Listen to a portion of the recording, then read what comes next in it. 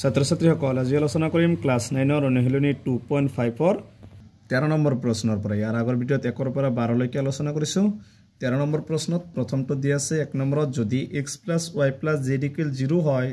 তেন্তে দেখুৱাব লাগে যে x³ + y³ + z³ = 3xyz কৈছে x + y + z মানে 0 হলে এখিনি দেখাব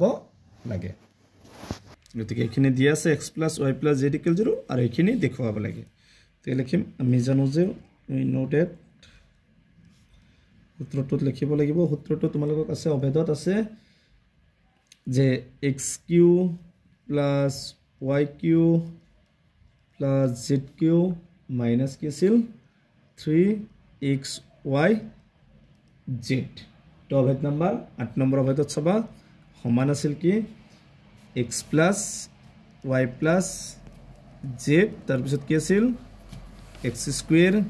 অভেদ নাম্বাৰ 8 y² + z² তাৰ পিছত কি আছিল মাইনাস xy মাইনাস তাৰ পিছত কি আছিল yz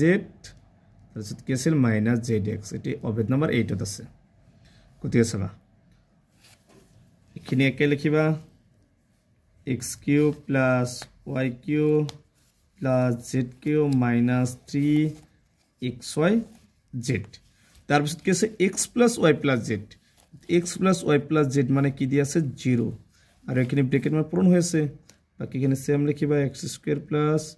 y² + z² minus xy minus yz minus zx তার পিছত এখানে একে লিখিবা x³ + y³ + z³ minus 3xyz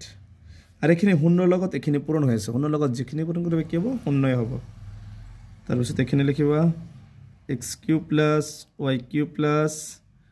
z³ সমান এই 3xyz টু মাইনাস আছে সমান চিহ্ন ফলে লিখিব প্লাস 3xyz গতি এখানে আমাক দেখুৱাব দিছিল তে কৈছিল x³ + y³ + z³ 3xyz এখানে দেখুৱাব লাগে তলত লিখিবা দেখুৱা হল এটা হচ্ছে 13 1 নম্বরটোর आंसर 13 2 নম্বরটোত আছে যদি a + b + c = 0 তেন্তে দেখুৱা যে a² b + c + b² c + a + c² a + b + 3ab c = 0 তেনে এখানে দিয়া আছে এখানে দেখুৱাব লাগে এই প্রথমটো লিখি লৈছো দিয়া আছে a + b + c = 0 গতিকে এনেকে লিখিম প্রথমে দুটা সংখ্যা রাখিবা a + b আর c2 প্লাস আছে সমান চিহ্ন ফলে কি হবে মাইনাস এবার b + c2 রাখিবা b + c কি বাকি থাকিল a মাইনাস a আর কি বাকি থাকিল c + a ইকুয়াল কিমান হ'ব মাইনাস b গতিকে এখিনি লিখি লবা প্রথমে এটা রাখিবা ওটা এটা মাইনাস হৈ যাব এতেকে লেফট হ্যান্ড সাইড লবা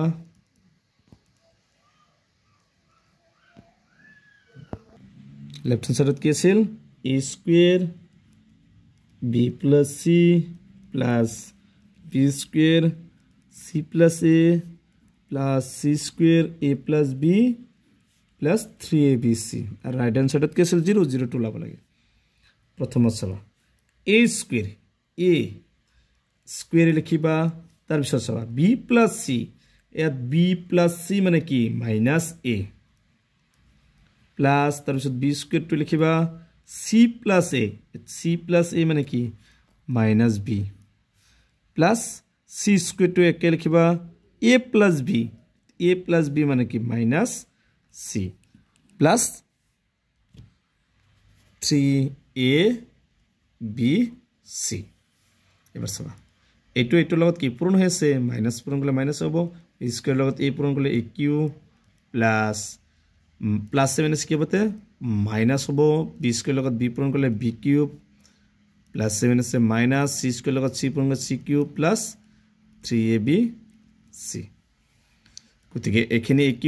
minus aq minus bq minus cq মানে কি লিখিব পারিম -3abc লিখিব পারিবা আর এফালে আছে প্লাস 3abc এটা মাইনাস এটা প্লাস ক্যান্সেল